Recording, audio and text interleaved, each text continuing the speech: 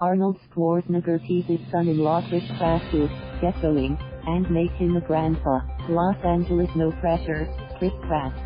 Your Terminator father-in-law is teasing you to get going and make him a grandpa.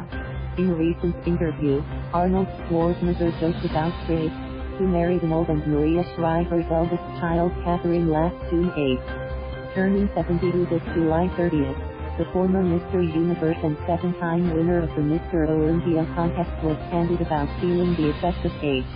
I tell you that it definitely sucks when you get older, admitted the Governator, as he was called when he became California's governor. Still, Arnold is baaaack in Tim Miller's Terminator, Dark Fate, the sixth installment and the first in Terminator 2, Judgment Day, to have creator James Cameron involved. Linda Hamilton is also back as Sarah Connor after 28 years of sitting out the 4 sequels. Excerpts from our chat. That's funny. I will tell him. I will see him tonight. I'll say, foreign press says you should get going, laugh.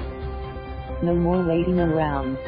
That is a very interesting question because there is something wonderful about getting older, smarter and wiser.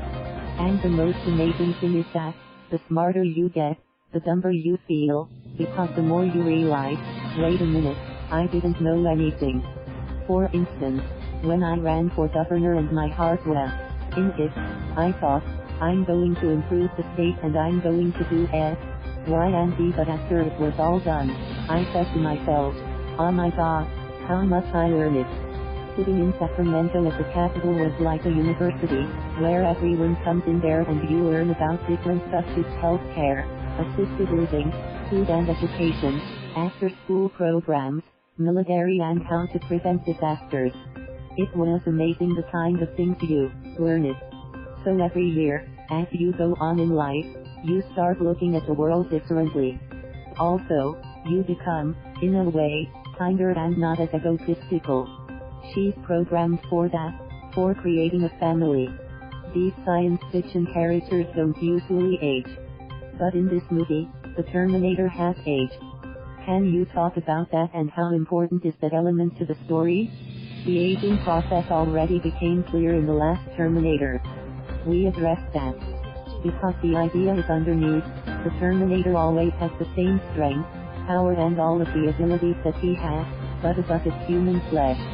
And human flesh, that does age. So that's what we see in the movie, and there is basically reality. But the key thing is, like I said, the ability, action, stunts, all of that stays exactly the same. I'm still the Superdyne Systems Model 100-2800 and I'm still the perfect machine until more sophisticated machines come around, like in Terminator 2, the T-1000. In this movie, for instance, the Red 9 has more abilities and is more sophisticated. To me, in the first movie I remember it was in 1984, Linda said that what she remembered most was me appearing naked in the movie, that she liked that scene the best. It was wonderful to see Linda come back. It says a lot about the franchise, because you see all of those people coming back. Everyone wants to make this franchise successful and to make this particular movie very successful. I think that's why Jim Cameron came back and was involved in creating the storyline and with the cow riding.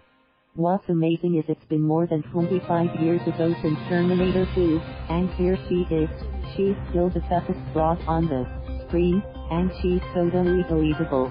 Her physicality, when you thought about the stunts that she had done, she was willing to jump right in there.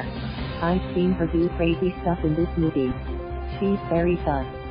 Physical strength does not come to my mind when I think about myself. It's a side product of having been a weightlifter, powerlifting, bodybuilding and strongman stuff. But everything that I have accomplished is because of the power of my will and my visualization that I can see goals very clearly, then I go after that goal relentlessly. Not everybody has this ability. Because I was never naturally the best in anything. I was not naturally the best bodybuilder. I forced my way into being the best bodybuilder by just training more than anyone else, by being hungrier than anyone else and studying the subject thoroughly, so that I could use to the utmost food supplements. The same in acting. I was not born an actor. I got into it because of my physical development, and one of my heroes, Red Park, was an actor. He was in the Hercules movie, so I wanted to do the same thing. That's how I got into acting. Linda also talked about how she feels left square bracket like right square bracket, a better version of herself at 62. Is that also how you feel? I'm happy that Linda feels better at 62 than she did at 32, because I'm not. I tell you that it definitely sucks when you get older. But I get affected by that even more so because I knew where I once was at the pinnacle and now, I'm not. So you kind of train every day to hold on to as much as you can. Then when you have a movie like this, all of a sudden, the pressure is on, right? Now, you have to perform. So now, you train extra hard for that. You work with the stunt guys and you do cardiovascular and weapons training. Let me just say that I'm never going to complain about the one thing I can't do.